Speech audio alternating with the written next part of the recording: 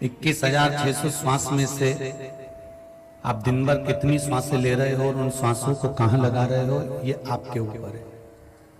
पर 21,600 श्वास में से दोपहर 2 बजे से लेकर 5 बजे तक आप अपनी श्वास को जो शिव महापुराण में लगा रहे हो, इस श्वास की कीमत परमात्मा को मालूम।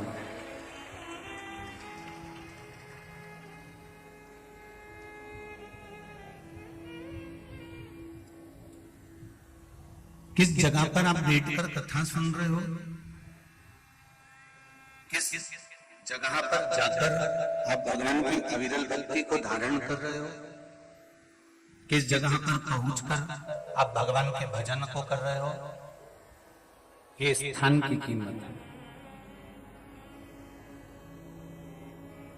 मैंने तेरे ही भरोसे ओ बाबा, तेरे ही भरोसे हवा बिच उड़ती जावांगी, बाबा डोर हथो छड़ी ना में कटी जावांगी, भोले मैं तेरी बदन ओ शंभू मैं तेरी बदन, हवा बिच उड़ती जावांगी, बाबा डोर हथो छड़ी ना में कटी जावांगी, बाबा डोर हथो छड़ी ना में कटी जावांगी।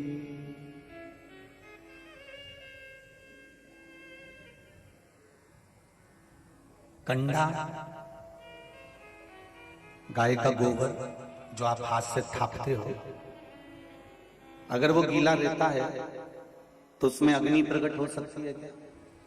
जम के तो बोलो नहीं। कंडा यदि गीला है, गोबरी यदि गीली है, गाय के गोबर से जो अलोना गोबर कंडा तैयार करा जाता है, गोबरी तैयार करी जाती है, थाप कर दीवार पर जमीन पर लोग कंडा तैयार करते हैं। अगर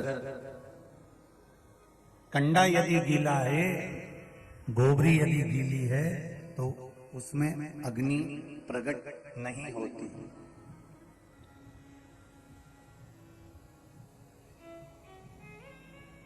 उसी तरह ये मन है, ये मन भी काम लोभ विषय वासना अहंकार तृष्णा में अगर गीला पड़ा हुआ है तो ये निश्चित है कि इस मन में भी शिव के प्रति अग्नि प्रकट नहीं हो सकती, ये पक्का। गीले कंडे में अग्नि प्रकट नहीं हो सकती तो ये सना हुआ मन, कहीं काम, कहीं लोभ, कहीं आसक्ति, कहीं वासना, कहीं तृष्णा, कहीं विषय, कहीं वस्तुएं, इसमें जो रमी हुई है, तो हम परमात्मा की ज्योत को, परमात्मा की भक्ति को, परमात्मा की अविरल भक्ति को हम कैसे प्राप्त कर सकते हैं?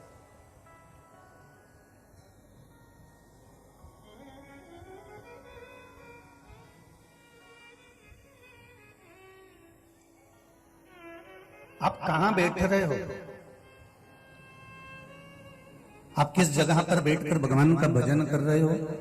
आप किस जगह पर बैठकर परमात्मा का स्मरण कर रहे हो? बैठने की भूमि भी देखी जाती है। भूमि का भी बड़ा प्रताप है महाराज जी। श्रवण कुमार एक बार अपने माँ बाप को लेकर जा रहे थे और माता पिता को ले जाते श्रवण कुमार जब माता पिता को लेकर चले, माता पिता को लेकर जा रहे थे, तभी एक जगह ऐसी आ गई जहां पर श्रवण कुमार ने अपने माता पिता को उस कावड़ में से नीचे उतार दिया और उतार कर कहा, नीचे उतरो, कावड़ से नीचे उतरो। अंधे माता पिता को कावड़ से नीचे उतार दिया और माता पिता से कहा, तुम आंख से अंधे हो, शरीर से नहीं।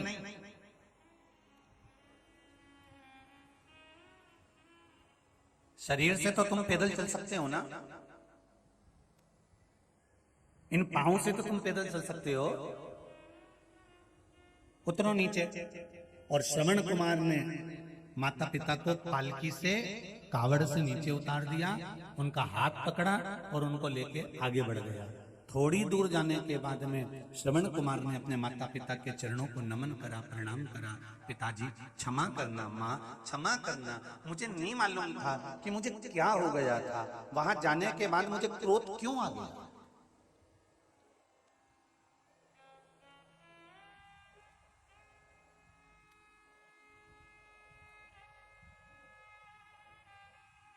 वहां पहुंचने के बाद मुझे क्रोध क्यों आया।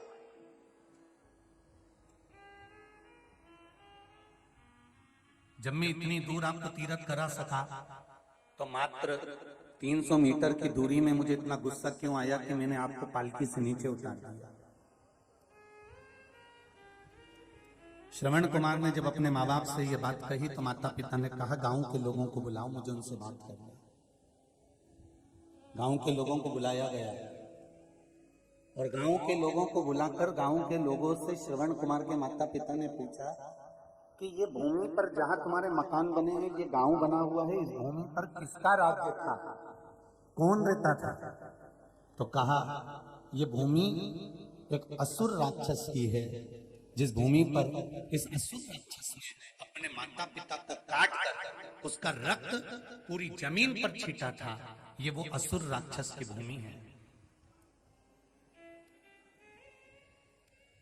बाद में वो असुर राक्षस मरा तो उसका रक्त भी इस भूमि पर गिरा। श्रवण कुमार के माँ बाप ने कह दिया कि बस बेटा, तो कुछ भी नहीं कहना है, समझ में आ गया कि ये भूमि एक राक्षस की थी और राक्षस का रक्त इस भूमि पर गिरा था, इसलिए ये भूमि पर जो निकल कर जाता है उसको क्रोध आ ही जाता है। तो ये भूमि का भी प्रतीक है।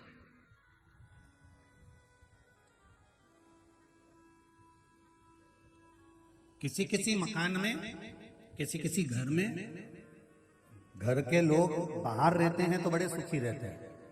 घर के बाहर रहेंगे तो मुस्कुराएंगे भी, बोलेंगे भी, हंसी मजाक भी करेंगे, स्नेह से भी रहेंगे, प्रेम वश भी रहेंगे। पर कई लोग घर के ऐसे रहते हैं कि उस घर में पांव रखा हो, अंदर गए और सबका मुंह भगोना हो गया, सबको क्रोध आ गया, कुछ ना कुछ मुख से अपशब्द निकलना प्रारंभ हो। अब मकान तो बहुत बड़ा है, बंगला भी बहुत बड़ा है, व्यवस्थाएं भी बहुत अच्छी करके रखी हैं, 4 चांद लगा के रखे हैं पूरे बंगले में, पर उस बंगले में सब कुछ है, धन वैभव संपदा सब है, पर उस बंगले में अगर शांति नहीं है तो बंगले में वो धन अच्छा लगेगा क्या, संपदा अच्छी लगेगी क्या, नहीं। दरवाजे पर कार कब शोभा देती है, जब तुम्हारे घर का बेटा संस्कारवान हो तो दरवाजे की कार भी शोभा देती है। दरवाजे की कार दरवाजे पर जब शोभा देती है जब तुम्हारे घर का बेटा संस्कारित हो, तुम्हारे घर की बेटियां संस्कारवान हो, तब दरवाजे की कार शोभा देती है। वरना दरवाजे पर कारों की लाइन लगी हुई है, ढेर लगा हुआ है, सब कुछ सुख है, और तुम्हारा बेटा, तुम्हारी बेटी, तुम्हारे परिवार के लोग अगर गलत संगत में पड़े हुए हैं तो लोग कार नहीं देखते, ये देखते हैं कि उनके घर के संस्कार कैसे हैं। हम पहले भी कथा में कहे, आज फिर कहते हैं, सागर की इस पावन धरा पर, भूतेश्वर भोलेनाथ की इस पावन धरा पर आप सबसे निवेदन करेंगे, प्रयास करना, घर में बहू लेकर आना तो कार वाली मत लेकर आना, घर में बहू लेकर आना तो संस्कार वाली लेकर आना, जो तुम्हारे को 2 रोटी अच्छे से बना कर देगी।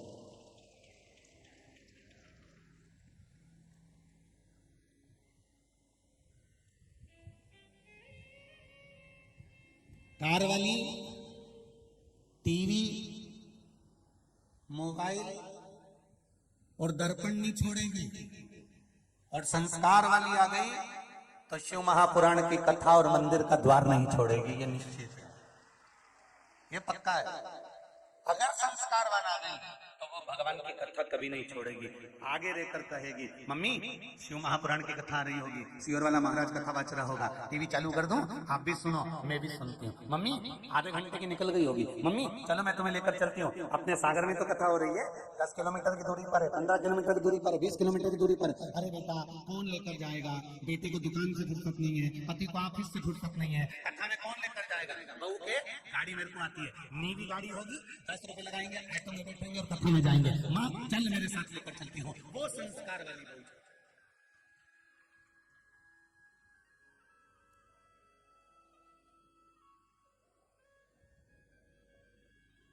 संस्कारवान बहू चाहिए।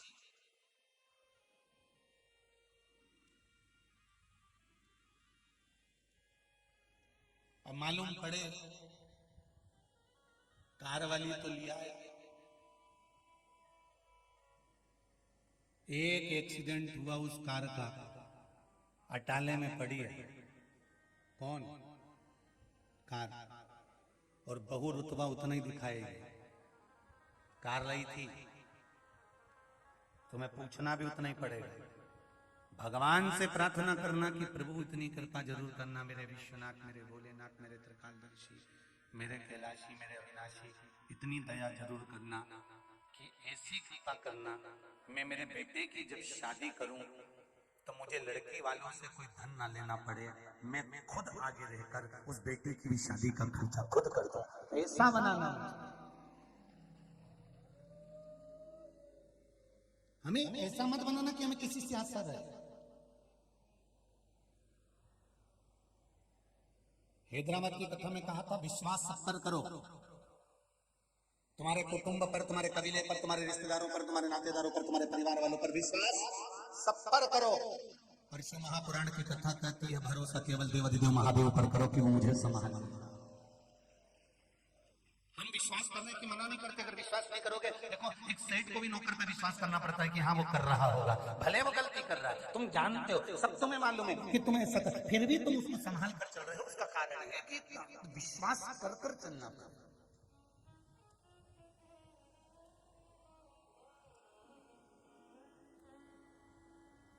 महाराज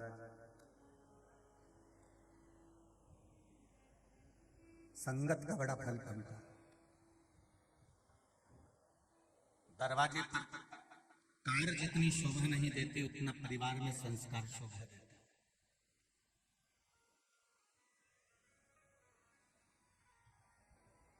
एक कौवा उड़ते उड़ते मानसरोवर पर आ गया, बहुत सारे हंस बैठे हुए थे, सारे हंसों ने कौवे से कहा ये मानसरोवर है, यहाँ केवल हंस रहते हैं, आप क्यों आए, यहाँ आपका कारण क्या है आने का, क्या काम है तुम्हें यहाँ पर जो तुम आ गए। कौवा बोला भाई देख तू भी पक्षी है और मैं भी पक्षी हूं, बस अंतर इतना है कि तू गोरा है और मैं, अरे जम के तो बोलो काला, अंतर केवल इतना है, तो एक ही समाज के ना है, तो एक ही जात के हैं, तो पक्षी, हाँ तो उसमें दिक्कत क्या हो गई, अगर मैं यहाँ मानसरोवर में आ गया तो फिर तकलीफ क्या है, क्या कष्ट है। हंस ने कहा भाई देख ये मानसरोवर है और यहाँ पर केवल सत्संग करने वाले हंस ही रहते हैं, कौवे तो यहाँ से चले जा। कौवा नहीं गया, कौवा जिद कर कर अड़कर वहीं बैठा हुआ, कौवा गया ही नहीं। एक हंस की कौवे से दोस्ती हो गई, कौवा वहां रहने लगा, 4-6 दिन निकले, कौवे को भूख लगी तो उसने हंस से कहा भाई मुझे भूख लगी है, कुछ खाने का दे दे। हंस क्या चुगता था, मोती,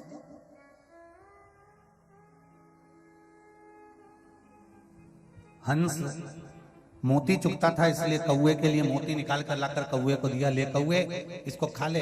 कौवे ने कहा मैं इसको खाऊंगा तो मेरी चोंच टूट जाएगी, मैं मोती नहीं खा सकता। मैं मोती को नहीं निगल सकता, ये मोती मेरे काम का नहीं है। हंस ने कहा भैया देख हमारे पास तो यही है, क्योंकि हम हंस हैं इसलिए मोती ही चुभते हैं, हमारे पास तो यही है।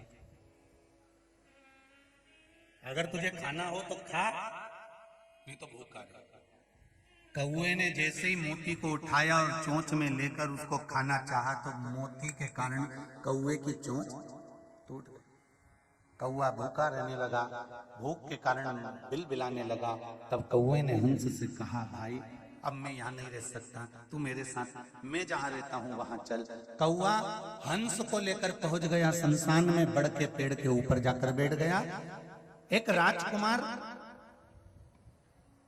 उस बड़ के पेड़ के नीचे बैठे हुए थे, और वट वृक्ष के नीचे जैसे ही राजकुमार बैठे हुए थे, कौए से हंस ने कहा, हंस बोला कौए मुझे भी यहाँ पर रहते रहते 2-3 दिन हो गए, मुझे भी भूख लगी है, तो कुछ ला कर दे मुझे। कौआ कहता अब भी ला कर देता हूँ। कौआ उड़ कर गया, एक मरा हुआ कुत्ता पड़ा था, कुत्ते के मांस को कौए ने उठाया, लेकर आया, और लेकर आकर हंस से कहा ये ले खा ले। हंस बोला मैं मर जाऊंगा पर ये गंदी चीज नहीं खाऊंगा, ये मांस का मैं भक्षण नहीं कर सकता, मैं इस मांस को नहीं खा सकता।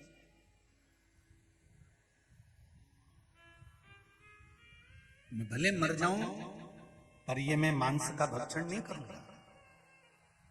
हम तो यही खाते हैं, कौवा बोला तुम भी खाओ। नहीं नहीं नहीं, दोनों की बात चल रही थी। बात करने में मांस का टुकड़ा राजकुमार पर गिर गया। राजकुमार को क्रोध आया, उसने बाण साधा और जो तीर छोड़ा, छोड़ते से कौवा तो भाग गया, हंस को वो बाण लग गया, हंस जमीन पर गिर गया। राजकुमार हाथ जोड़कर बोले हंस देव मैंने तो बाण कौवे को मारा था, आपको लग गया, मैं क्षमा चाहता हूं। हंस ने राजकुमार से कहा गलती तुम्हारी नहीं है, गलती तो मेरी है कि मैंने दोस्ती भी करी तो ऐसे से करी कि गलत काम उसने करा और गलत काम कर कर वो तो भाग गया और जेल में मुझे धार कर पटक गया। बाण मुझे लगा, तीर मुझे लगा और वो गलत काम कर कर भाग गया। संगत कैसे बैठना। आज के नवयुवक बच्चे बच्चियां ये नहीं जानते कि हमारी संगत कहां है। कोई दो शब्द मीठे बोलता है, इनको लगता है इसके बराबर कोई हितैषी नहीं।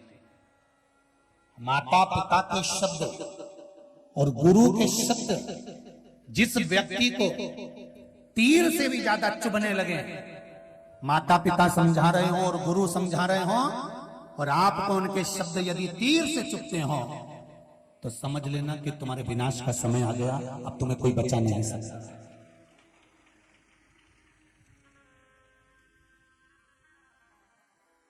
जिस बेटे बेटियों को चाहे राज सत्ताधारी हो, चाहे संसार का कोई भी मनुष्य हो,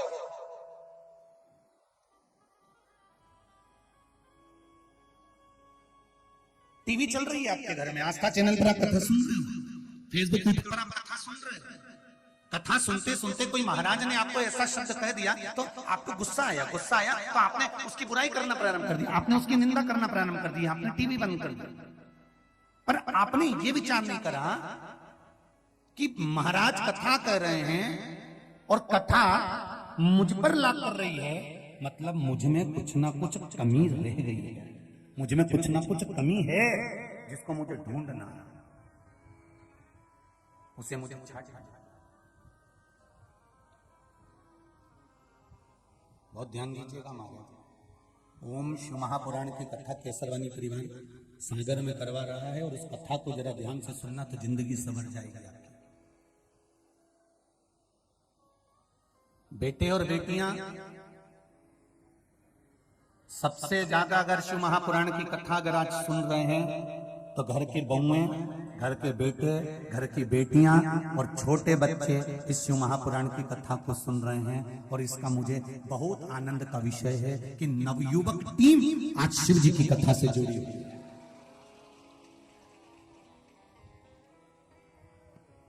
शंकर की कथा से अगर जुड़े हैं तो ये आपकी भक्ति बता रही है। कल एक टेंट लगा था, दूसरा लगवाया, दूसरे के बाद तीसरा लगवाया, तीसरे के बाद उधर वो चौथा खिंचवा दिया, और उस चौथे टेंट को खिंचवाने के बाद भी आपकी अविरल भक्ति शिव जी में लगी है, तो इससे विश्वास जागता है कि मेरा सनातन धर्म अब अग्रणी होता चला जा रहा है, आगे बढ़ता चला जा रहा है। ये आपकी भक्ति है।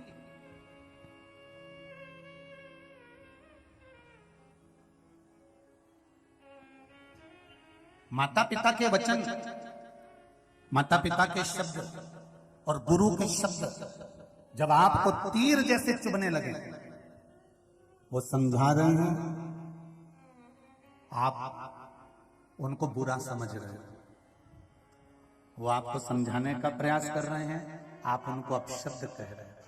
अरे मम्मी तुम समझती नहीं हो, अरे पापा आपको मालूम नहीं है, गुरुजी आप जानते नहीं हो, आप तो अपने आश्रम में रहते हो, अपनी जगह पर रहते हो, कमरे से बाहर नहीं निकलते, जमाना कैसा है आपको क्या मालूम।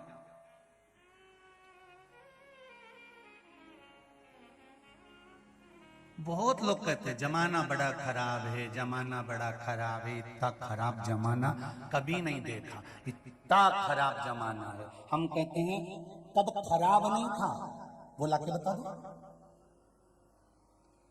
सत्ययुग में भी अंधकासुर था, सत्ययुग में भी भस्मासुर था, सत्ययुग में भी तारकासुर था। त्रेता आया तो त्रेता में भी रावण था। बोलो सही है कि गलत है? त्रेता में भी शूर्पणखा थी, त्रेता में भी मंथरा थी, त्रेता में भी ढेर सारे राक्षस थे, ताड़का थी, त्रेता में भी थी। फिर द्वापर आया, द्वापर में भी कंस था, पूतना थी, अघासुर था, बकासुर था, रेणुका, जितने जितने असुर थे सब द्वापर में भी थे। फिर कैसे कह सकते हो कि बड़ा बेकार जमाना चल रहा है, बड़ा बेकार जमाना चल रहा है, बड़ा बेकार जमाना चल रहा है? जमाना कौन सा अच्छा था वो तो बता दो।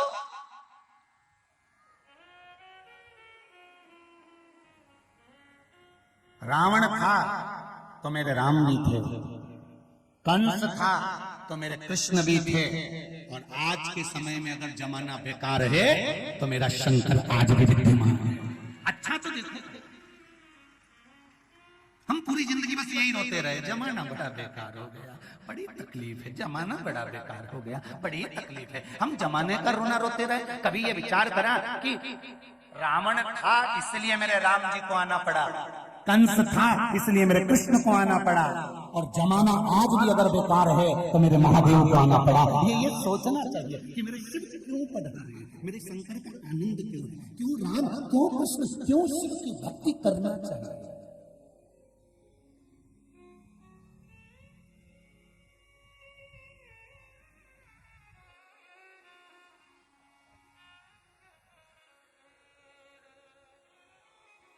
क्यों शिव की भक्ति, क्यों राम की भक्ति, क्यों कृष्ण की भक्ति? अच्छी संगत में बैठो, अच्छा फल मिलेगा जरूर। राहु देवता था कि असुर था?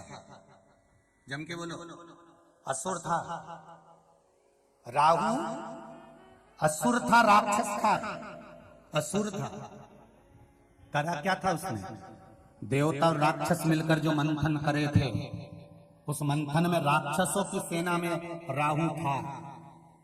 उसने एक काम अच्छा कर लिया, जब अमृत बट रहा था तो उसने विचार करा कि ये सारे जितने असुर बैठे हैं, राक्षस बैठे हैं, ये मोहिनी स्वरूप को देखकर लोभित हो रहे हैं, मुझे लोभित नहीं होना है। और वो राहु राक्षसों की सेना में से उठकर जहां चंद्र और सूर्य बैठे थे उनके बीच में कुर्सी लगा के बैठ गए।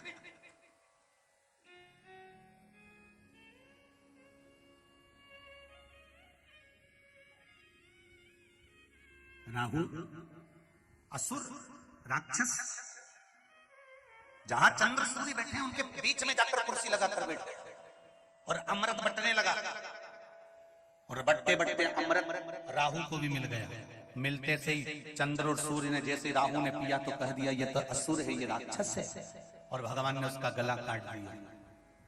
संगत का फल क्या मिला कि अमृत पीने को मिल गया, और वो राक्षस राहु असुर, राहु अमृत पीने के कारण, देवताओं के साथ बैठने के कारण 9 ग्रह देवता की गिनती में आ गया, और आज भी लोग उसे राहु के नाम से पूजने लगे। ये राहु है, ये केतु है, 9 ग्रह देव बन गया वो।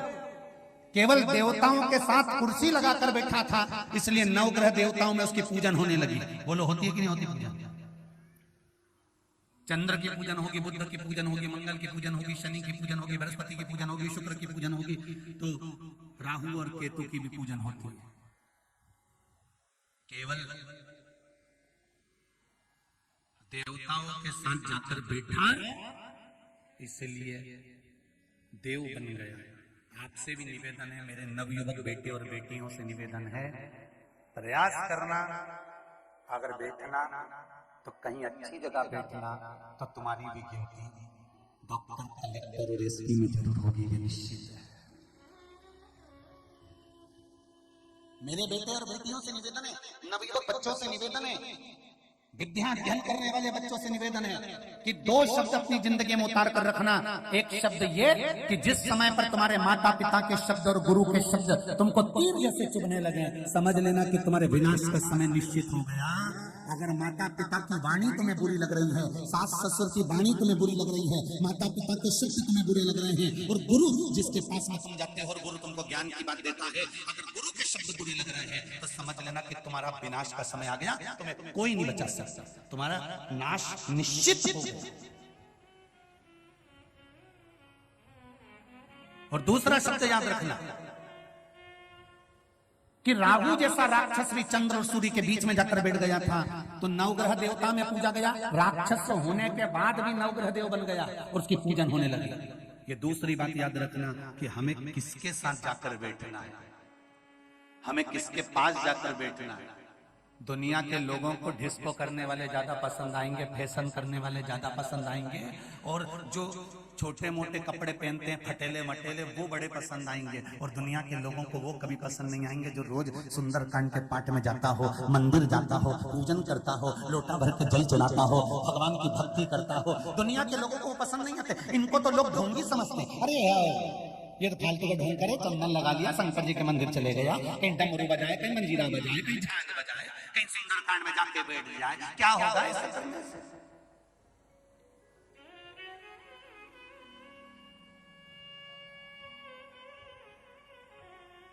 क्या होगा शिव जी को जल चढ़ाने से? क्या होगा शंकर भगवान को 1 लोटा पानी चढ़ाने से? क्या होगा शंकर भगवान को बेलपत्र चढ़ाने से? क्या होगा शिव जी की स्तुति करने से? क्या होगा सुंदरकांड का पाठ करने से?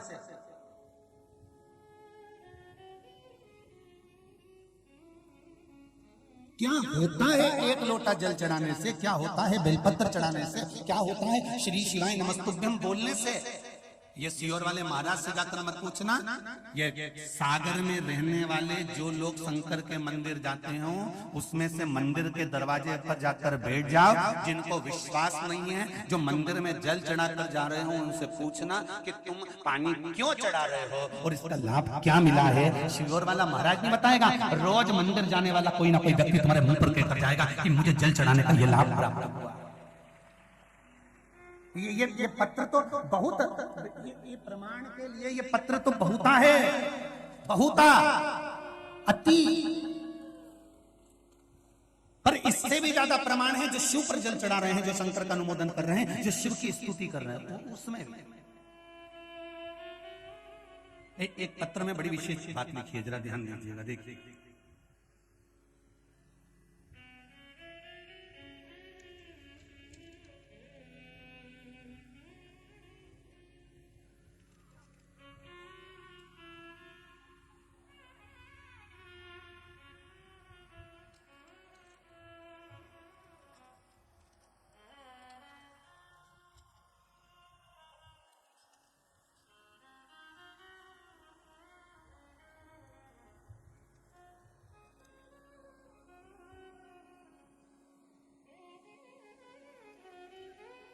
गायत्री चतुर्भुज तिवारी, केला माता मंदिर, तिलीवाड़, सागर। कहीं बैठे हैं तो हाथ हिलाइए। अच्छा पीछे हैं क्या? श्री शिवाय नमस्तुभ्यम। दोनों हाथ हिला दो दीदी। हर हर महादेव। आपने लिखा है महाराज जी, मैं गायत्री चतुर्भुज तिवारी, केला माता मंदिर, तिलीवाड़, सागर से आई हूँ। मेरे नंदोई श्री दामोदर प्रसाद तिवारी दम्मू महाराज, जो कि 95 वर्ष के हैं। कितने वर्ष के हैं? ये पत्र में उन्होंने स्केच पेन से शाही से निशान भी बनाया है, जो 95 वर्ष के हैं। उनको 50 वर्ष से हर्निया की बीमारी थी। कितने साल से थी? ध्यान से सुना, एक लोटा पानी का क्या फल होता है? 50 वर्ष से हर्निया की बीमारी थी। और एक बात और समझ लीजिए, सागर में हम पहली बार शिव महापुराण की कथा करने के लिए आए हैं। कभी सागर को हम क्रॉस कर इधर गए भी नहीं हैं। ना तो हम आपको जानते हैं, ना आप हमको जानते हैं। केवल टीवी के माध्यम से कोई उपाय करा और उसका जो फल मिला है, ये पत्र निश्चित कर रहा है। 50 वर्ष से हर्निया की बीमारी थी, परंतु ऑपरेशन नहीं कराया था। दिनांक 27/5/2022 को अचानक रात में पेट में बाथरूम में बहुत दर्द हुआ। डॉक्टर को दिखाया तो डॉक्टर ने दोनों तरफ हर्निया का ऑपरेशन एवं बाथरूम का ऑपरेशन करने का बताया। डॉक्टर ने 3 ऑपरेशन करवाना बताया। कहा जल्दी से जल्दी ऑपरेशन कराना होगा। 31/5/2022 को उनको मेडिकल कॉलेज सागर में ऑपरेशन के लिए भर्ती कर दिया। और उनकी बहू शिवजी को जल चढ़ाकर उनका जल उनको देती रही। दांत नहीं होने के कारण बेलपत्र नहीं दे सके। 4-5 दिन तक जल पीने के बाद उनकी समस्या ठीक हो गई। 6 जून 2022 को उनका ऑपरेशन होना था, तो 2 जून से मेडिकल कॉलेज की ओटीपी से बंद कर दिया गया। और वहां कहने लगे मुझे कोई समस्या नहीं है।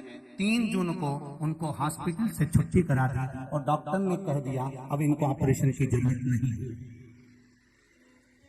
ये पत्र 95 वर्ष की उम्र, बैठो दीदी बैठो, श्री शिवाय नमस्ते। 95 वर्ष की उम्र, 50 साल से हर्निया। अब कौन सा सीवर वाला महाराज इनको बबूत देने आया था कि कोई बेल बांध गया? सारी समस्या का हल एक लोटा जल, और वो दिल से चढ़ा होना चाहिए, विश्वास से चढ़ा होना चाहिए। दिखावे से कुछ नहीं होता। मेरे शंकर को दिखावा नहीं आता। शिव मंदिर जाना तो दिखावा करने मत जाना, दिल से रिझाना। एक पत्र और है, देखिए।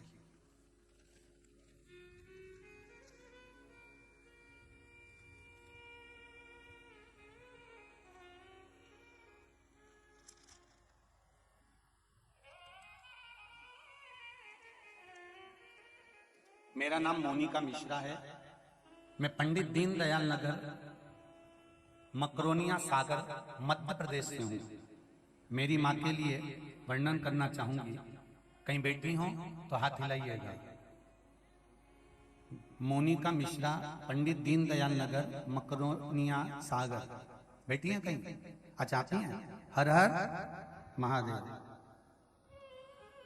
एक गठान हो गई थी मेरी माता को। डॉक्टर को 4 दिसंबर 2021 को दिखाया। डॉक्टर ने ऑपरेशन का कह दिया। गुरुजी आपने बताया था कि कुंदकेश्वर महादेव का उपाय करना। मेरी माँ ने कुंदकेश्वर महादेव के नाम से शिवजी को जल चढ़ाकर फिर श्री कुंदकेश्वर महादेव के नाम से जल का पान किया। और उसका वर्णन ये हुआ कि जो गठान हो गई थी, वो गठान 3 दिन के अंदर पूरी फूट गई, गल गई। अब मेरी माता के शरीर में गांठ नहीं है। डॉक्टर को दिखाया तो कहते हैं गांठ निकल चुकी है, ऑपरेशन नहीं करवाना पड़ेगा। बैठो आप। श्री शिवाय नमस्ते। शिव कृपा किसको कहते हैं?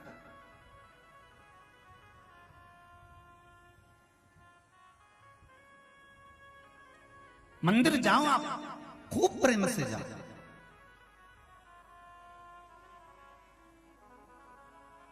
बाकी की जगह पर जाऊं ना तो भले दिखावा कर लेना, पर मेरे शंकर के दरवाजे पर जाना तो दिखावा मत करना। दिखावे की जरूरत नहीं है शिव महापुराण में। शंकर के मंदिर में दिखावे की जरूरत नहीं है, वहां तो दिल लेकर जाना। मैंने तेरे ही भरोसे ओ बाबा, तेरे ही भरोसे हवा बिच उड़ती जावांगी, बाबा डोर है तो छठी नाम कटी जाऊंगी। शिव के द्वार पर केवल विश्वास लेकर जाइए, भरोसा लेकर जाइए। जब विश्वास और भरोसा लेकर जाओगे तो ये निश्चित है कि बाबा सुनेगा जरूर। सुने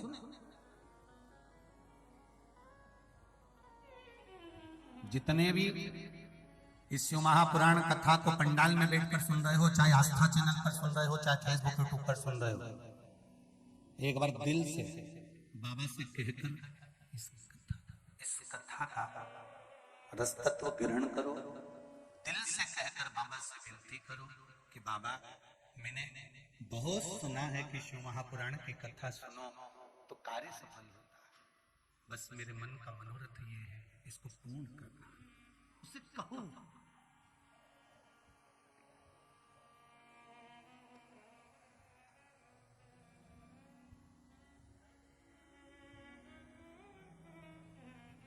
और जब दिल से कहोगे,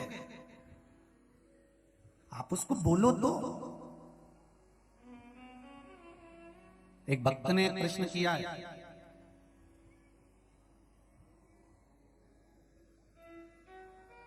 कि हमारे गुरुजी कहते हैं, एक भक्त कह रहा है व्हाट्सएप पर, ऑफिस में मैसेज गया होगा तो वहां से आशीष जी के पास में पत्र आया, तो उसमें उस मैसेज में लिखा है कि हमने जिन गुरुजी से गुरु दीक्षा ली है, गुरु मंत्र लिया है, वो गुरुजी कहते हैं कि भगवान से कभी कुछ नहीं मांगना चाहिए।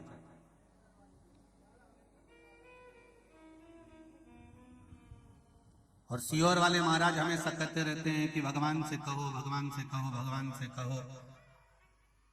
तो फिर हम उनकी सुने कि इनकी सुने?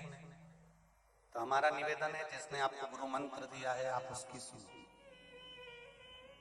पर हमारी शिव महापुराण की कथा तो कहती है, बेटा जब रोटी खाने बैठता है ना,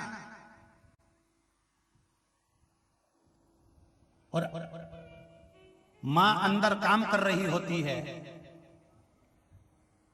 और बेटा जब रोटी खाने बैठता है और रोटी खाते खाते बेटा आवाज लगा कर कहता है, मम्मी, मां आई, आज दाल अच्छी बनी है, एक रोटी और लाओ मां, आज अमरस अच्छा बनाया है, लोंजी अच्छी बनी है, एक रोटी और लाना मां। मां दौड़ कर रोटी लाकर देती है। मां बेटे की थाली में 4 रोटी एक साथ कभी नहीं रखती। पत्नी में और मां में जमीन और आसमान का अंतर होता है। पत्नी पति की थाली में पहले ही 2 रोटी रख देती है, पर मां अपने बेटे की थाली में कभी 2 रोटी नहीं रखती, वो एक ही रखती है। क्यों? क्योंकि बेटा मुझे पुकारे और कहे मां एक रोटी और लाना, तो मां का चेहरा प्रसन्न हो जाता है और रोटी परोसने के लिए भाग जाती है।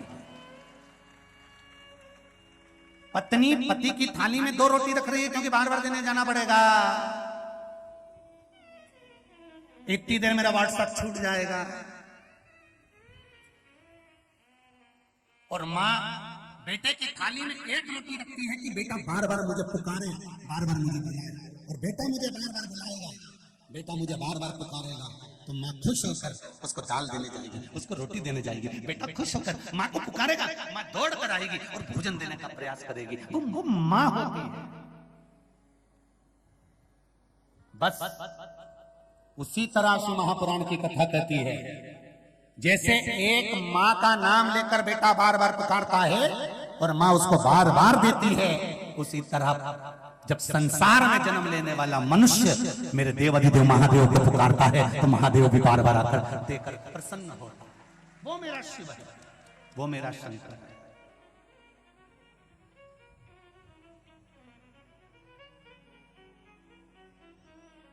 फिर उसने एक प्रश्न और किया। अरविंद जी व्यास जिसने ये मैसेज भेजा है कानपुर से, आपका मैसेज हमें मिल गया था, उसका एक उत्तर हम दिए हैं। और दूसरा प्रश्न है आपका कि हमारे गुरुजी कहते हैं कि एक जगह बैठकर तप साधना करो, एक जगह बैठकर माला करो, एक जगह बैठकर भजन करो, एक आसन से बैठकर मंत्र जाप करो। और सियोर वाले महाराज कहते हैं चलते फिरते भगवान का भजन करो, स्मरण करो। तो हम किसके कहने पर चले? अरविंद जी व्यास कानपुर वालों से निवेदन है, आपके गुरु जी ने जो कहा है आप उनके अनुसार चलो।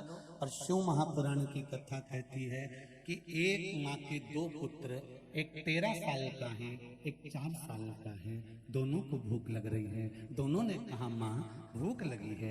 13 साल के बेटे को माँ ने थाली में रोटी लगाकर सब्जी रखकर अचार रखकर दे दिया। 4 साल के बेटे को माँ ने थाली में भोजन नहीं दिया है। 4 साल के बेटे को माँ ने रोटी में घी लगाया, नमक लगाया, रोल बनाया, फिंगर बनाया, गुट्टा बनाकर उसके हाथ में पकड़ा दिया। 4 साल का बेटा माँ का पल्लू पकड़कर माँ के पीछे पीछे जा रहा है, रोटी खाते जा रहा है। 13 साल का बेटा एक जगह पर बैठकर, एक आसन पर बैठकर रोटी खा रहा है।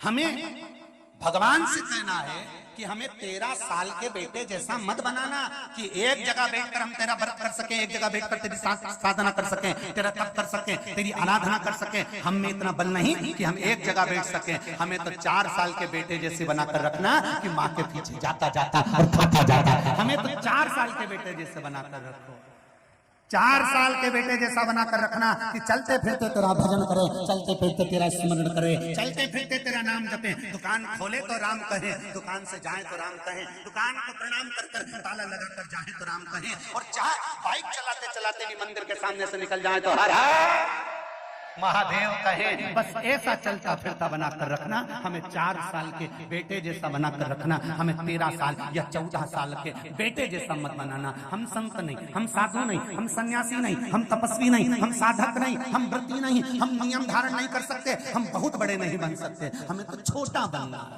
और संसार में जितने छोटे बनकर चलोगे उतने सुखी रहोगे।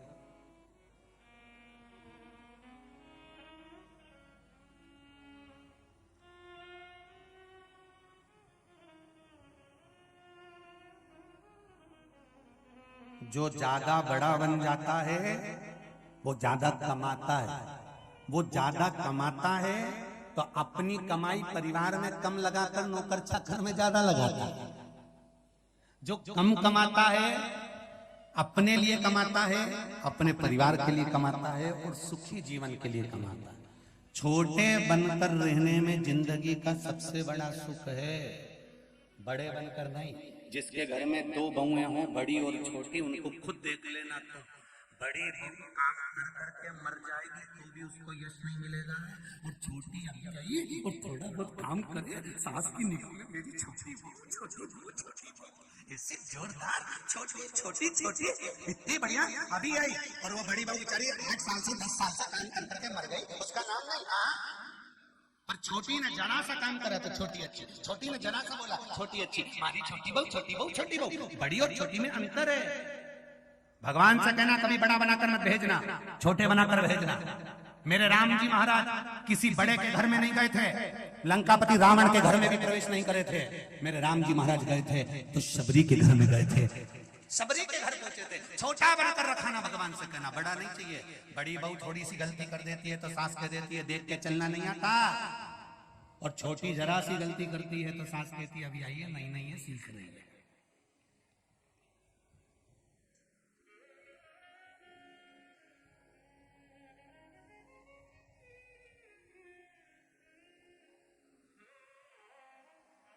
छोटे बनकर। तो जिन्होंने प्रश्न किया वो अच्छे से सुन लेना।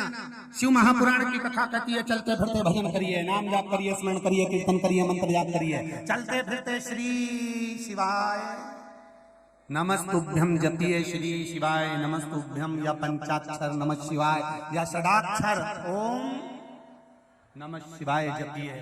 दिल से जपिए और दिल से पुकारो, दिल से पुकारो।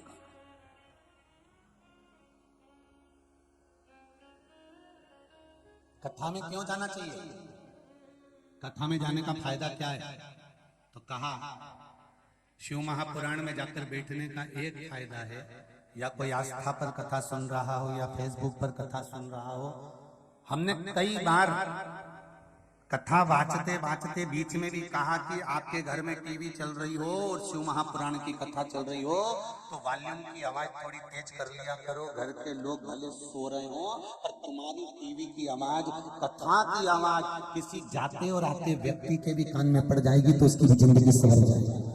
थोड़ी सी वॉल्यूम बढ़ा लिया करो। और घर की बहू, घर के बच्चे कहेंगे मम्मी बेरी हो गई, तेज चला रही है। अरे बेटा सुनाई नहीं दे मारा करूं। एक प्रसंग आता है, एक व्यक्ति कथा में सबसे आगे आके बैठ जाता था और खूब मुस्कुराता था, खूब प्रेम से, और यूं ही करता था। फिर और जो कथा करने वाले महाराज जी थे वो उसको देख के बड़ी प्रसन्न होकर कथा बाचे जा रहे। 5 बजे कथा छूटने वाली थी, 5:30 बजे वो तो बाचे जा रहे, कथा खूब प्रेम से बाचे। अब 5 बजे की कथा 5:30 बजा दी तो गांव के लोगों ने कहा महाराज जी आप कथा कह रहे थे, आज तो इतना आनंद आया कथा कहने में, और आगे आगे एक भैया बैठा था, दादा लगभग 70 साल का था, बेचारा इतने अच्छे से कथा सुन रहा था। इतने में गांव के लोगों ने कहा वो क्या कथा सुन रहा होगा, वो तो बेहरा था, उसके तो कान ही नहीं थे, पर वो मुंडी तो हिला रहा था। क्यों? तो हर कथा में मुंडी हिलाई और हर कथा में मुस्कुरा। अच्छा, महाराज जी ने कहा कि बताओ गजब हो गया, बेहरा ने कथा सुनी, उसको सुनाई तो दी नहीं होगी, फिर काहे को आता है कथा में? काहे के लिए कथा में आता है? क्या हमको ही नहीं मालूम कि वो कथा में सबसे आगे आके बैठता क्यों है? महाराज जी ने कहा उसको पकड़ के लाओ जाओ, और वो बहरे व्यक्ति को पकड़ कर ले गए। महाराज जी ने पूछा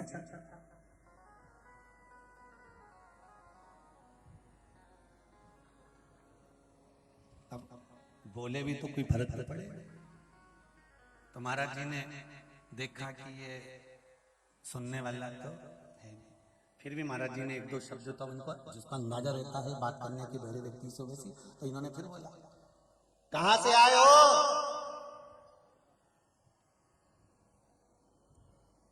महाराज मुस्कुराए, कहां से आए हो? जो उन्होंने फिर मुस्कुरा। महाराज जी को लगा ये बोल नहीं पा रहा, तो महाराज जी ने लिख कर दिया कि आप कहाँ से आए हो? मैं गांव में रहता हूँ, मंदिर के पास में पीपल का पेड़, उनके पास में महाराज झोपड़ा। तो तुम्हारे को सुनाई तो देता नहीं है, पंडित जी ने लिखा, फिर कथा में क्यों आते हो? गांव के व्यक्ति ने जो जवाब दिया है उसने कहा मैं कथा सुनने मेरे लिए नहीं आता, क्योंकि मुझे तो सुनाई देता नहीं, मैं तो मेरे बेटों के लिए कथा सुनने आता हूँ। महाराज जी ने फिर पूछा तुम्हारे बेटे कथा में बैठते हैं? नहीं। फिर किसके लिए सुनते हो? बेटों के लिए। क्यों? मेरे बेटों को फुर्सत नहीं दुकान से, मुझे देता नहीं सुनाई। मेरे बेटों को मैंने कहकर रखा है जहां भी कथा हो मुझे ले जाकर बिठाने जाओ और एक बेटा लेने जाओ। कम से कम मेरे बेटे कथा नहीं भी सुनते तो कम से कम कथा के दरवाजे तक पहुंच तो जाते हैं, बस उतना ही मुझे फल। तेरे मंदिर में आना मेरा काम है और मेरी बिगड़ी बनाना तेरा काम है। तेरे द्वार पर मैं आ तो गया, दर्शन दिखाना तेरा काम है। वो बहरा व्यक्ति कहता है एक बेटा मुझे छोड़ने आता है और एक बेटा मुझे लेने आता है।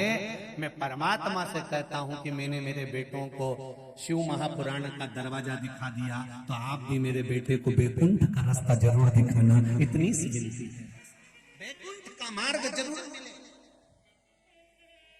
सुन लो सागर वालों और सागर की जिज्जियों,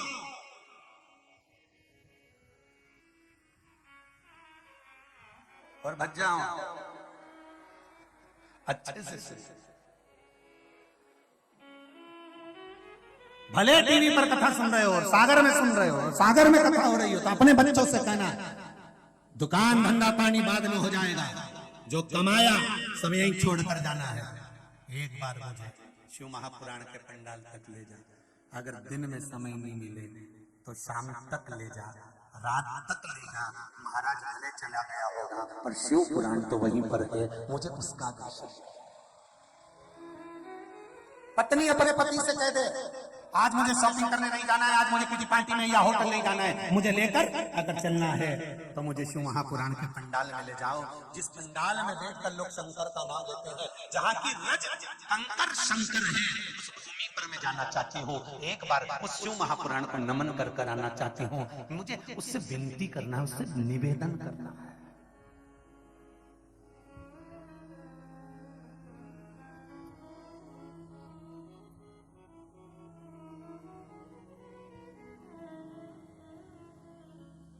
भोलेनाथ से निराला यहाँ तो ये नहीं।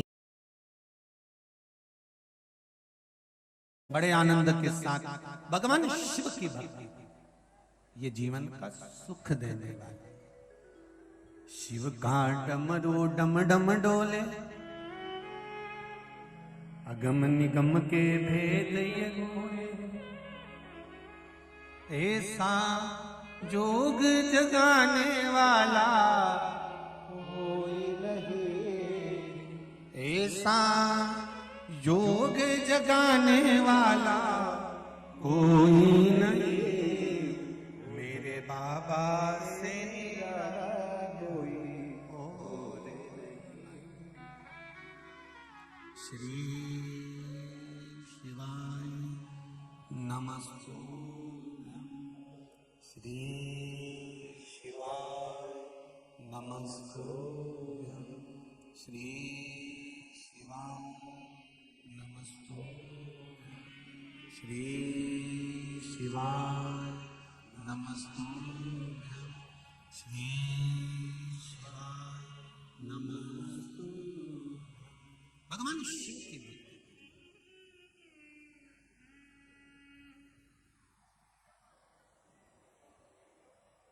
माता पार्वती जी का एक नाम है अर्पणा। क्या नाम है? अर्पणा। अर्पणा का मतलब क्या होता है? जब दक्ष प्रजापति के यहाँ पर कई कन्याओं का जन्म हुआ और कन्या के जन्म के बाद भी दक्ष प्रजापति ने एक कन्या और मांगी मां देवी से, और देवी ने एक कन्या जब मांगी तब मां अम्बे ने कहा, मैं स्वयं तुम्हारे घर में पुत्री बनकर आऊंगी। सती का जन्म हुआ।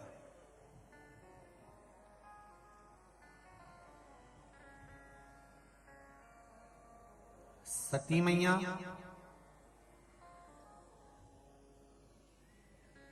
जब जलकर भस्म हो गई, क्रोध आया बाबा को, यज्ञशाला विध्वंस हो गई। जो सती माता जलकर भस्म हुई थी वही हिमालय राज के घर में मीनावती के यहाँ पार्वती बनकर जन्मी। देवऋषि नारद ने वर्णन किया कि इनका जो पति होगा वो भस्मी रमाने वाला, जटाजूट बांधने वाला, मृगछाला पहनने वाला, बागंबर धारण करने वाला। तब यदि ये शिवजी की भक्ति कर ले और शंकर को यदि राजी कर ले तो शंकर भगवान इनके पति बन सकते हैं।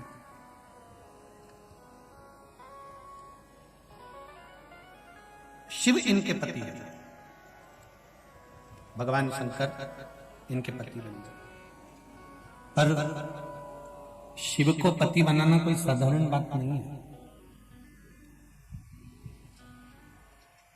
दुनिया के लोगों को प्रसन्न करना और उनको प्रसन्न कर कर अपना कोई काम करा लेना एक अलग बात है। पर परमात्मा को एक बार प्रसन्न कर लिया और प्रसन्न करने के बाद उस परमात्मा से कुछ ले लिया तो फिर दुनिया के लोग प्रसन्न होकर आपको कुछ देंगे तो वो 50 बार कहकर बता देंगे, पर मेरा देव अधिदेव महादेव जब प्रसन्न होकर कुछ देता है तो वो किसी से नहीं कहता, वो देकर भूल जाता। शंकर देकर कभी नहीं कहते कि मैंने दिया।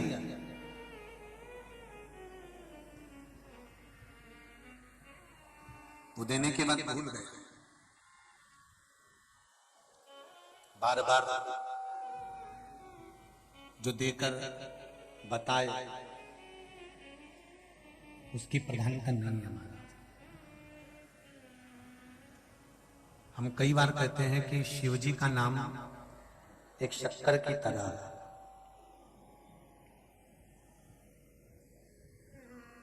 चौबीस घंटे रात को 12 बजे अंधेरे में भी अगर तुमने शक्कर खाई तो खाते से ही मुंह मीठा हो जाएगा। बोले सही है कि गलत है? दिन में भी शक्कर खाई तो मुंह मीठा होगा।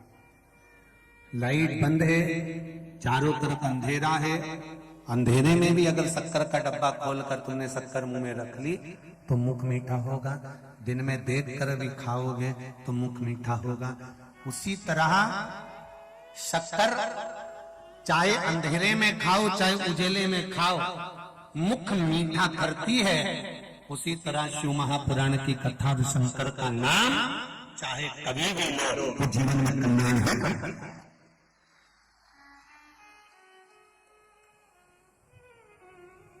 तुम्हारा मन नहीं है ना कथा में तो भी तुम जाके बैठ जाओ, क्या होगा उससे? कहा मटका नल के नीचे अगर उल्टा भी रखा है, रखे रहने दो, भले नहीं भराएगा पर ठंडा तो रहेगा। उसी तरह शिव महापुराण में मन नी भी लगे ना तो भी एक बार जाकर बैठना चाहिए। नी अगर ज्ञान मिलेगा कम से कम 3 घंटे शीतल तो रहेगा, अच्छा काम तो करेगा, बुराई से तो बचेगा, बुरा कर्म तो नहीं करेगा। 3 घंटे कम से कम अच्छे कर्म में लगा रहेगा।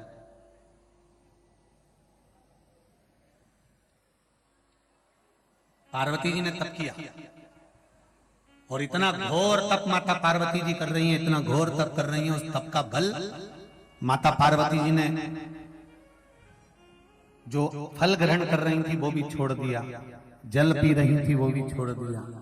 अब माता पार्वती जी ने पत्ते खाना भी बंद कर दिए। जो वृक्ष के पत्ते माता पार्वती जी खा रही थी वो वृक्ष के पत्ते भी माता पार्वती जी ने खाना छोड़ दिया। तब उनका नाम अर्पणा रखा। क्या नाम रखा है? अर्पणा। अब एक बात बड़े ध्यान से सुनिएगा जरा।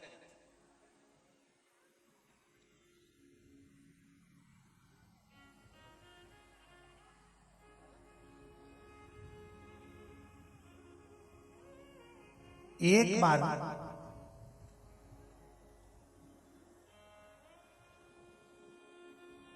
अर्पणा नाम पड़ने का कारण क्या है? क्यों माता पार्वती जी को पत्ते खाना पड़े?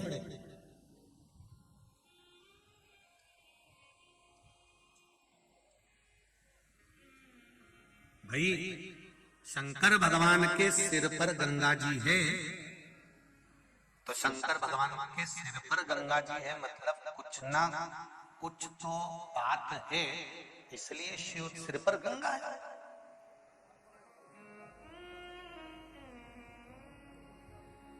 कोई ना कोई बात है, इसलिए सिर पर गंगा जी है। क्यों है सिर पर गंगा?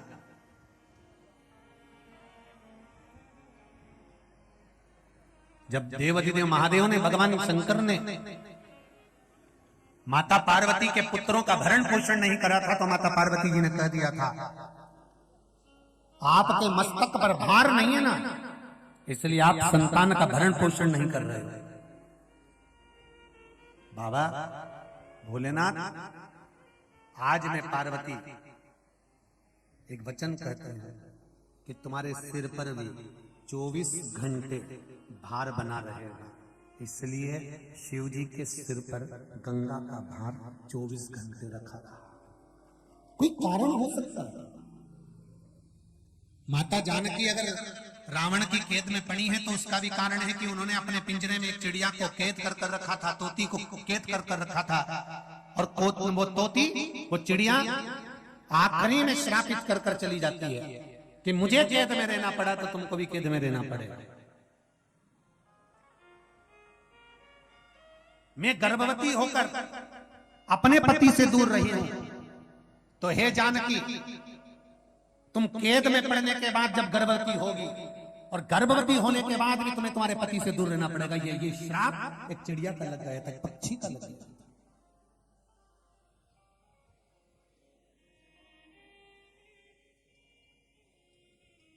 एक प्रश्न किसी ने करा है, उस प्रश्न में किसी ने पूछा है कि हमने सुना है कि गर्भवती नारी, हम अगर मंदिर जाते हैं शिव जी के तो गर्भवती नारी शिव जी के मंदिर ना जाए, ऐसा किसी ने बता दिया। तो क्या गर्भवती नारी शंकर का आराधना नहीं कर सकती है?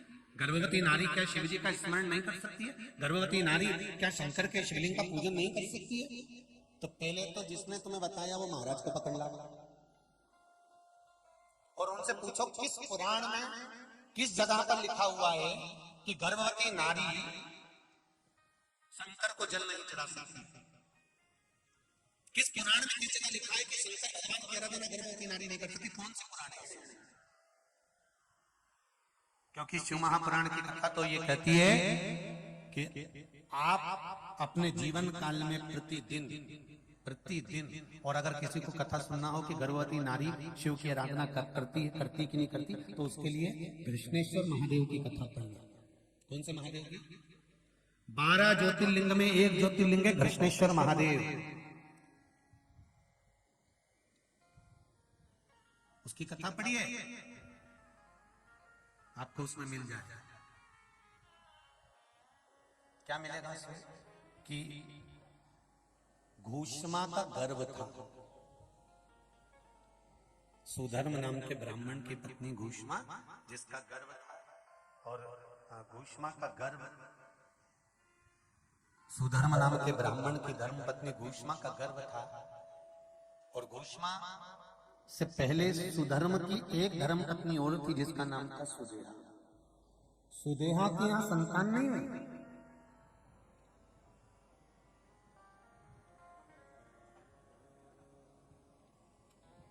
जब सुदेहा की यहां संतान नहीं हुई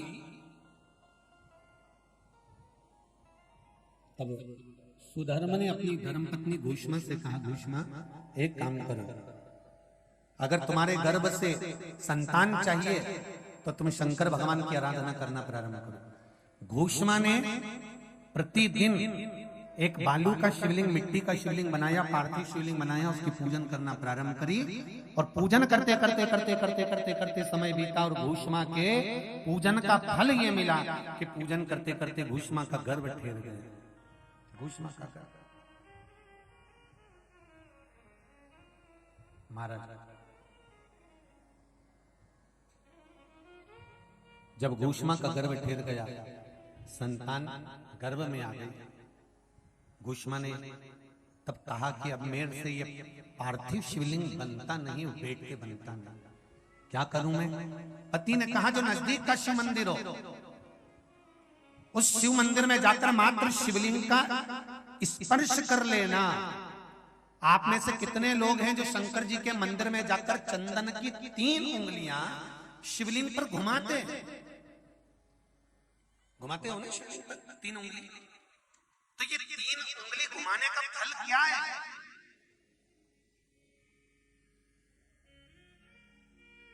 क्या फल है? इस शिवलिंग पर ये 3 उंगली घुमाई जाए तो इसका फल क्या है? तो आपको लगेगा भगवान शंकर को त्रिपुंड लगाना है। बोलो सही है गलत है?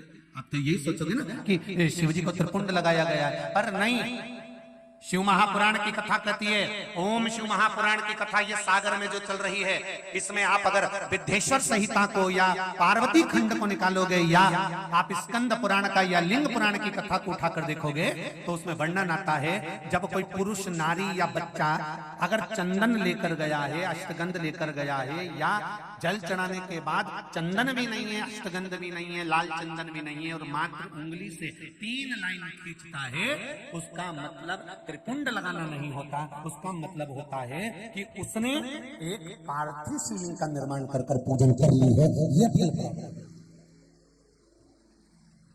उसका फल ये प्राप्त होता है।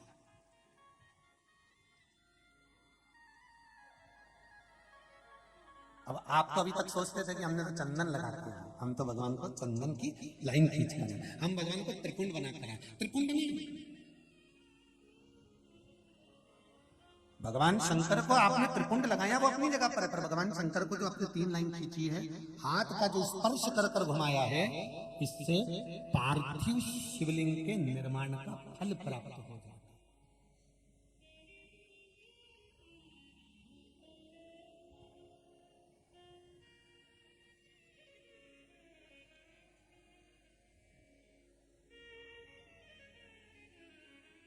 विशेष जब कामना रहती है, विशेष कामना, आज आपका मन कर गया 108 चावल के दाने मेरे को शिव जी को चढ़ाना, 108 चावल के दाने मुझे आज शंकर भगवान को चढ़ाना, विशेष आज आपके मन में कोई मनोरथ बड़ा है, कोई कामना बड़ी है, और बाबा से आपने विनती करी कि मेरा ये कार्य अटक रहा है, आप पूरा करोगे, मुझे विश्वास है।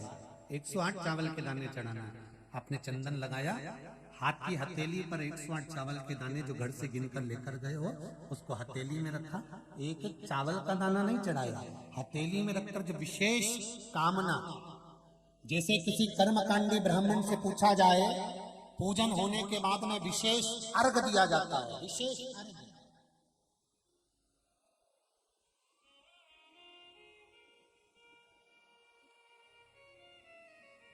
उसी तरह विशेष कामना के लिए एक पत्र में आया विशेष कामना का फल, किसी ने सुन लिया था कथा में, देखिए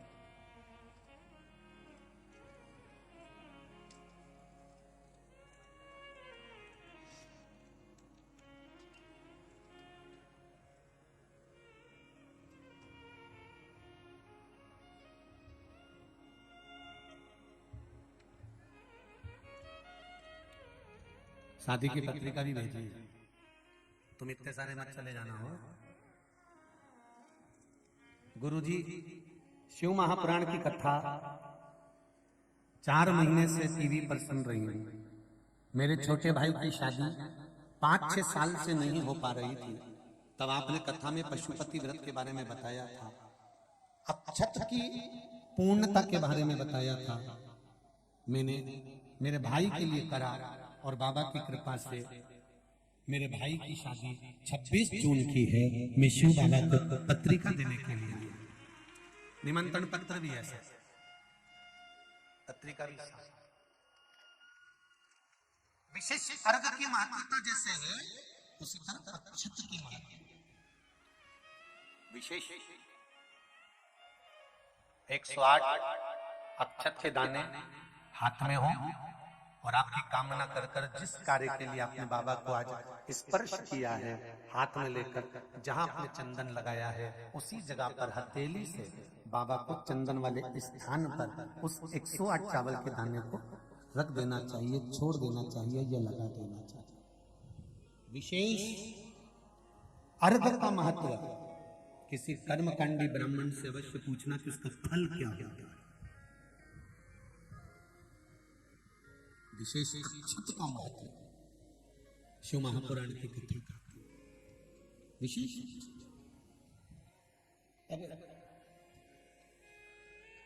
आपका समर्पण, आप जो देवाधिदेव महादेव को समर्पण कर रहे हो, भगवान शंकर की आराधना कर रहे हो, भगवान शिव की स्तुति कर रहे हो, भगवान शंकर के स्मरण में लगे हुए हो, उसका एक महत्व, उसका एक सुख। शिव पुराण कह रहे हैं, शंभो शरणे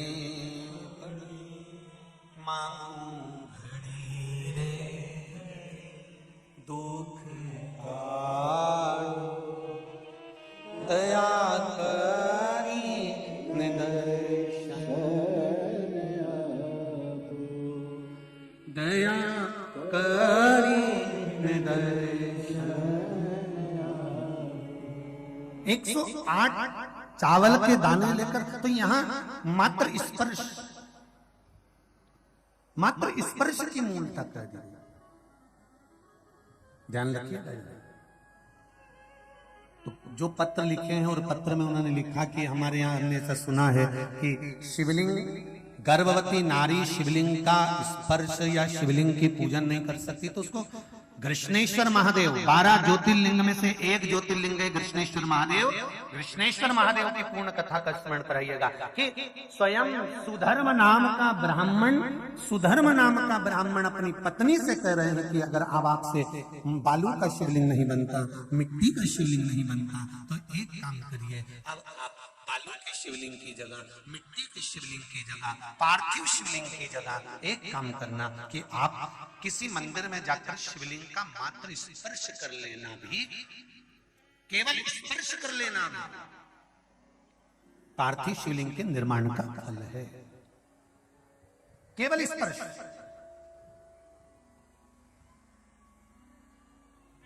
आप लोग जाते हैं शिव मंदिर, तो शिव मंदिर जाते हैं तो शिवलिंग का स्पर्श करते हैं, जम के तो बोलो जरा, करते हो सब लोग? तो शिवलिंग का मात्र स्पर्श, केवल छूना नहीं है। स्पर्श का मतलब होता है शंकर भगवान को आप चंदन ले गए हो कि नहीं ले गए हो, अष्टगंध ले गए हो कि नहीं ले गए हो, पर ये तो मुझे विश्वास है कि एक लोटा जल लेकर जरूर जाते हो। जल चढ़ाने के बाद भी अगर आप 3 उंगलियां शिवलिंग पर अगर मात्र घुमा देते हो, तो समझ लो कि आप प्रतिदिन पार्थिव शिवलिंग का निर्माण कर रहे हो और शिवलिंग की पूजन कर रहे हो। प्रतिदिन आप शिवलिंग का स्पर्श मात्र घुमाने पर ही पार्थिव शिवलिंग का निर्माण कर रहे हो।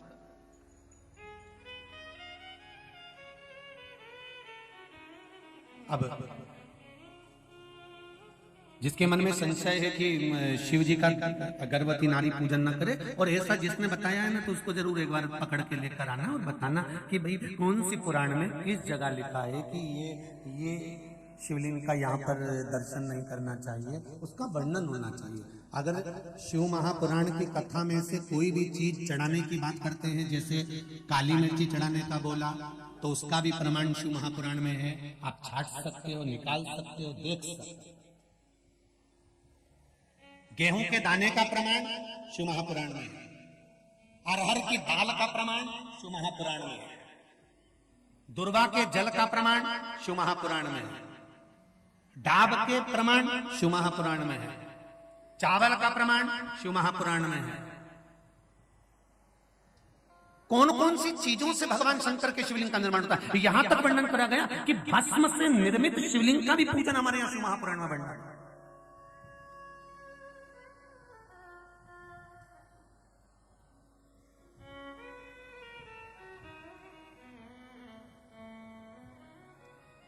आप शंकर की आराधना में जितनी भी चीजें व्यासपीठ से अगर श्रवण करते हैं, तो उसका स्मरण आपको रहना चाहिए, उसका स्मरण रहना चाहिए।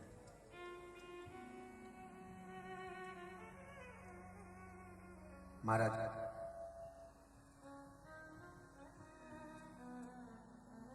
गर्भवती नारी भी शंकर भगवान के मंदिर में जाकर उसका स्पर्श शिवलिंग का कर सकती है, किसी को रोक नहीं है। उसका फल क्या मिलता है वो भी स्मरण कर लीजिए। घोषमा को बेटा हुआ, सुधर्म ने कहा कि इस बेटे को तुम सुदेहा को दे दो, उसकी संतान नहीं है। जब तुम्हें एक पुत्र हो गया है तो दूसरा भी हो जाएगा। उन्होंने सुदेहा को दे दिया। सुदेहा ने पाल पोस कर बेटे को बड़ा कर लिया, उसकी शादी कर दी, घर में बहू आ गई।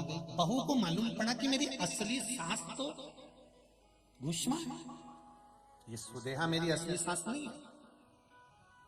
क्रोध आ गया, उसने सास को पूछना बंद कर दिया। सुदेहा को गुस्से में आ गई सास। सुदेहा ने मन में सोचा कि बेटा ही नहीं रहेगा तो बहू किस काम की रहेगी। बहू गई थी मायके, सुदेहा ने अपने बेटे के टुकड़े टुकड़े कर कर कपड़े में बांध कर तालाब में फेंक दिए। अब देखिए, गर्भवती नारी अगर शंकर का स्मरण करती है, पूजन करती है, तो उसके बालक पर कितना फल मिलता है, ये शिव महापुराण की कथा कहती है। तो जिसने आपको कहा कि गर्भवती नारी को शिव जी का स्पर्श नहीं करना चाहिए, उसको ये पूरी कथा सुनाओ कृष्णेश्वर महादेव। बेटे के टुकड़े कर कर कपड़े में बांध कर तालाब में फेंक दिया। घूष्मा शिवजी के शिवलिंग का निर्माण करती थी और पार्थिव शिवलिंग का पूजन कर कर शंकर भगवान का विसर्जन करने जाती थी।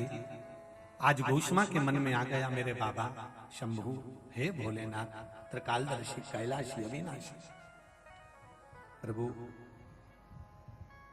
बेटे को बहुत दिनों से नहीं देखा। जिस बेटे को गर्भ में रखा था और आपकी पूजन करी थी, मेरा बेटा वो नजर नहीं आ रहा। शंकर भगवान ने एक हफ्ते पहले मरे हुए घूष्मा के बेटा जो टुकड़ा टुकड़ा हो गया था, उस बेटे को जीवित तालाब से बाहर निकाल दिया। ये गर्भस्थ नारी की शिव आराधना का।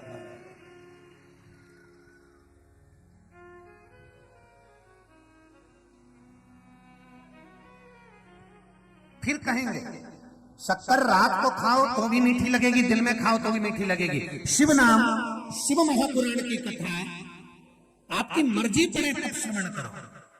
शंकर के मंदिर में जब तुम्हारा मन पड़े तब जाओ। हाँ, आजकल ब्राह्मण देवताओं ने थोड़ा सा नियम बना दिया कि इतनी बजे तक जल चढ़ाएंगे, इसके बाद नहीं चढ़ाएंगे। पर मेरे शंकर भगवान का पहले मंदिर में कोई कपाट नहीं होता था। शिव जी का जो मंदिर होता था उसमें दरवाजे का कोई काम नहीं होता था।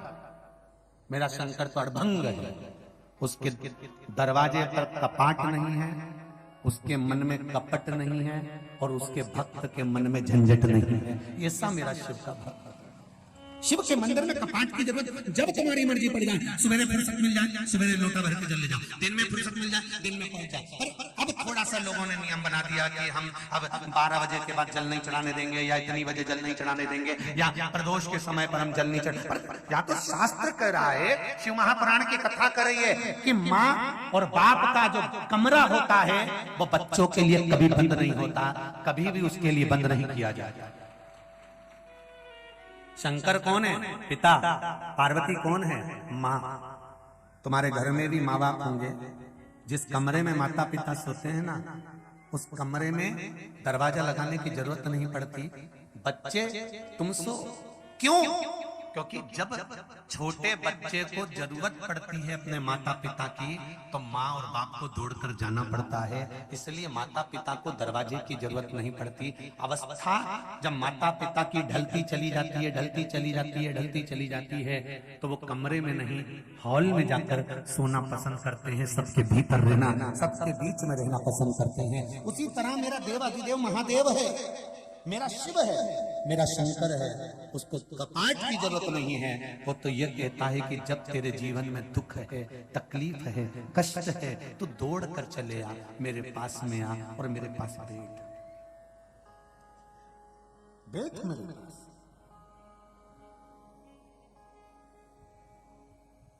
जीवन का सुख प्राप्त हो,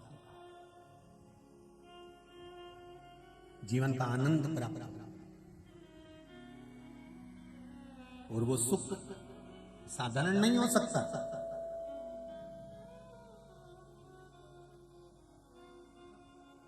मेरे भोले तेरी नौकरी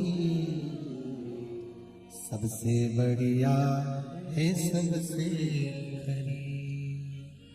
भोले बाबा तेरी चाकरी सबसे बढ़िया है, सबसे। मेरी किस्मत का जब गुल खिला, तब जाकर के ये दर मिला। मेरी किस्मत का जब गुल खिला, जाकर के दर मिला। मिल गई मुझको चौखट तेरी सबसे बढ़िया है, सबसे करीब। भोले बाबा तेरी नौकरी सबसे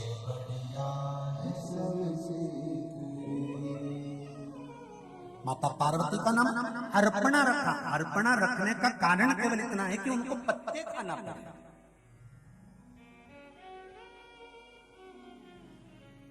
क्यों? एक बार बाबा भोलेनाथ अघोरी बन गए। अघोरी मतलब भस्म रमाई, जटा बांधी, शरीर पर काले वस्त्र धारण कर लिए, एक स्थान पर जाकर मेरे भोलेनाथ जी लेट गए। इंद्र जा रहे थे। इंद्र को अभिमान बहुत था और इंद्र का अभिमान इतना बढ़ चुका था कि इंद्र किसी को पूछ नहीं रहा था।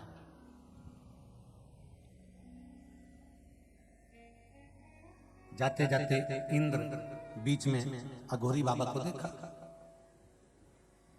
और देखते से इंद्र ने अघोरी को देखकर कहा, ए बाबा हटो यहां से, रास्ता छोड़िए हमको जाने के लिए। शंकर भगवान अघोरी का रूप रखकर बैठे थे और बैठे बैठे बैठे बैठे बैठे बैठे राम नाम का स्मरण कर रहे थे। हटे नहीं। इंद्र को क्रोध आया। क्रोध आकर वज्र उठाया और वज्र उठाकर भगवान शंकर को मारने के लिए जैसे हाथ आगे बढ़ाया, शंकर भगवान को क्रोध आया, तीसरा नेत्र खुल गया।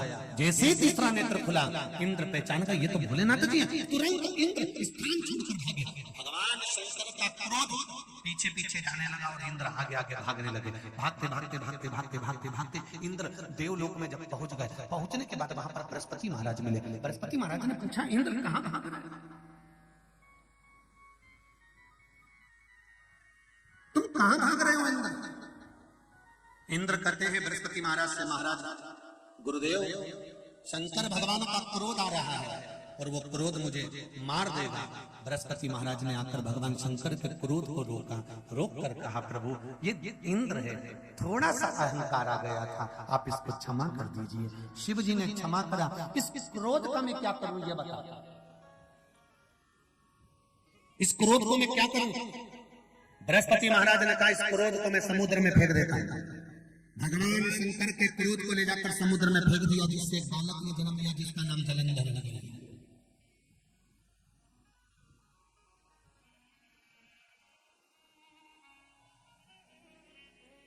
जलंधर की धर्म पत्नी हुई वृंदा, जो भगवान की भक्ति में डूबी रहती थी।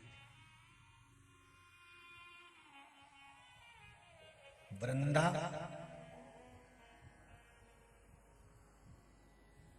नारायण की भक्ति करती थी। तुलसी का नारायण की भक्ति कर भगवान का भजन किया करती थी। वही वृंदाबाद में तुलसी का क्यारा बनी थी।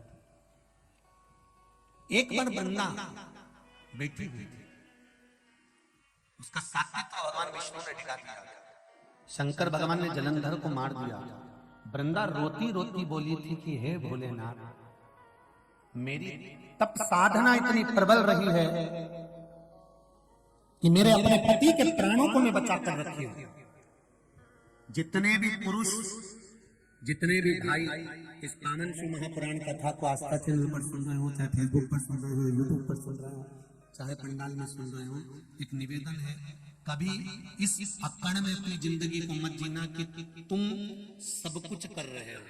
तुम नहीं, तुम्हारे साथ में जो तुम्हारी अर्धांगिनी है, तुम्हारी धर्म पत्नी है, ये जो व्रत करती है, साधना करती है, तप करती है, दान करती है, पुण्य करती है, कुछ घर में रहकर धर्म पत्नी जो भगवान को दिया लगाती है, पूजन करती है, शिव की आराधना करती है, शंकर का अनुमोदन करती है, किसी ना किसी रूप में व्रत साधना तप करती रहती है, उसका फल पति को जरूर मिलता रहता है और वो बचकर चलता है।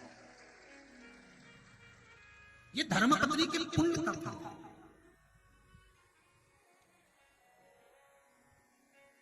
इस अभिमान में ना जिए कि मैं सब कुछ कर लेता। नहीं नहीं नहीं, एक कथा आई है,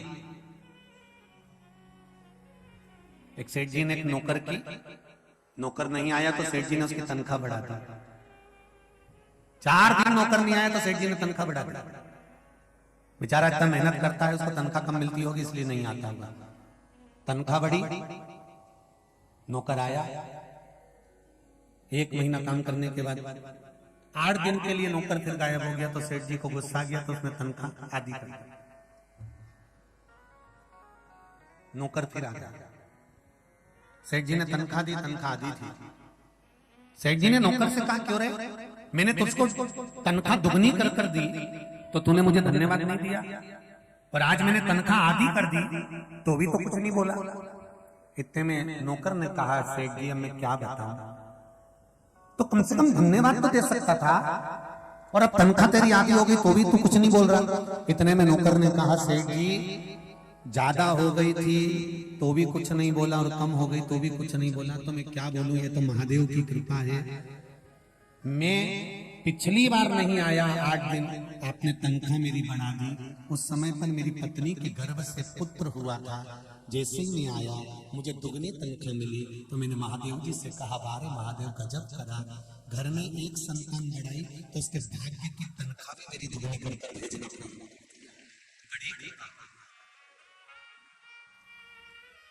तो सेठ जी बोले, अब तो तेरी तनख्वाह आधी हो गई, अब क्या हुआ? नौकर बोला, गुरुदेव सेठ जी घर में मेरी माँ थी, बूढ़ी हो गई थी, मर गई, 8 दिन नहीं आया, आपने मेरी तनख्वाह आधी कर दी।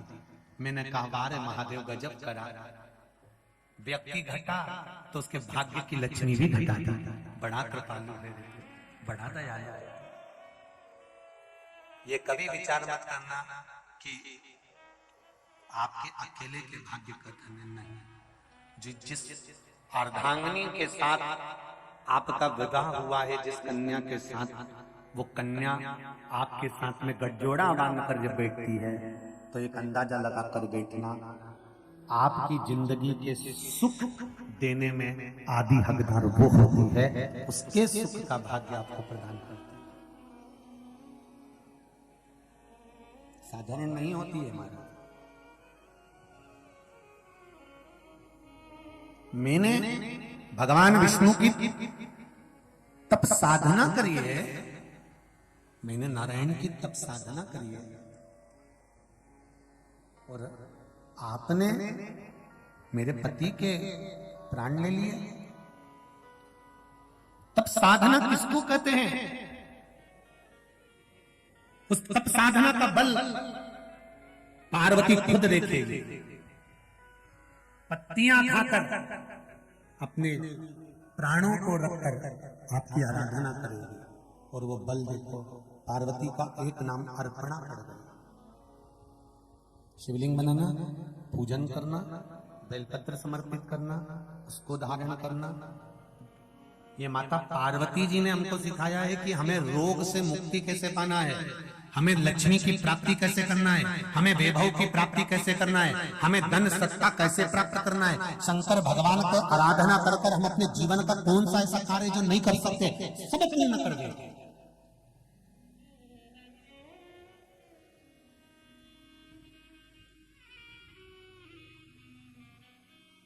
अभी एक वीडियो फेसबुक पर जारी हुआ है, उसको देखा होगा।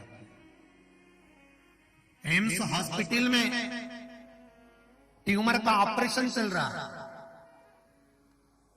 और डॉक्टर ऑपरेशन करने वाला उस व्यक्ति से कह रहा है कि आज हम आपका जो ऑपरेशन करेंगे उसमें आपको बेहोश नहीं करेंगे, आप हनुमान चालीसा का पाठ पढ़ो, महामृत्युंजय मंत्र को याद करो, और हम ऑपरेशन करते जाएंगे। मुझे विश्वास है इस ऑपरेशन के बाद लोगों का विवेक काम करना ठप कर देता है, और जब मंत्र का नाद करते रहोगे, ऑपरेशन पूर्ण होगा तो आपका स्थिर मन रहेगा, और ये चित्त मेरा महादेव समान रहेगा। आप भी सर्च करना, पढ़ना, उसको देखना। हनुमान चालीसा का पाठ, जिसका ऑपरेशन हो रहा था वो भी पढ़ रहा था, और महामृत्युंजय का पाठ भी बीच बीच में कर रहा था।